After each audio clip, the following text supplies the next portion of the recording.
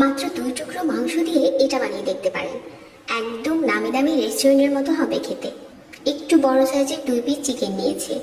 এখন এটা যতটা সম্ভব পাতলা করে মাছ বরাবর স্লাইস করে নিচ্ছি। এই 2 পিস চিকেন দিয়ে 4 পিস হয়ে যাবে। ছুরি দিয়ে একটু ভালো করে কেটে নিচ্ছি, যেহেতু এটা আমি ইনস্ট্যান্ট বানাবো। বাটিতে নিয়ে নিলাম। স্বাদ মতো লবণ দিয়ে দিচ্ছি, 1 চা চামচ আদা রসুন বাটা, 1/2 চা চামচ লাল মরিচের গুঁড়া, আর 1/4 চা চামচ গোলমরিচের গুঁড়া, 1 চামচের মতো লেবুর রস। এখন এই চিকেনের টুকরোগুলোর সাথে মশলাটা খুব ভালো করে মাখিয়ে নিচ্ছি।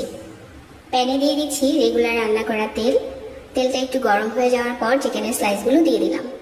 ঢাকনা দিয়ে ঢেকে এপাশ ওপাশ করে ভালো করে কুক করে নিচ্ছি। এটা বানাতে খুব বেশি সময় লাগে না, খুব অল্প সময়েই বানানো যায়। যখন উপরের কালারটা চেঞ্জ হয়ে গেছে, এখানে 2 টেবিল চামচের মতো টমেটো সস দিয়ে এপাশ ওপাশ করে নেড়ে নিচ্ছি। চুলা থেকে নামানোর আগে উপরে একটু ধনেপাতা ছড়িয়ে দিতে পারেন। আর এখানে শসা দিয়ে আমি একটা সালাদ বানিয়ে নিচ্ছি। 1/2 কাপের মতো টক দই, শসা কুচি, গোলমরিচ, আর বিট লবণ, রেগুলার লবণ, আর ধনেপাতা কুচি, কাঁচামরিচ কুচি। এখন এই চিকেনটার সাথে এটা পরিবেশন করা যাবে। যারা ডায়েটে আছেন চাইলে এই রেসিপিটা ট্রাই করতে পারেন। খুব সিম্পল খেতে, আর সেই সাথে অনেক টেস্টি।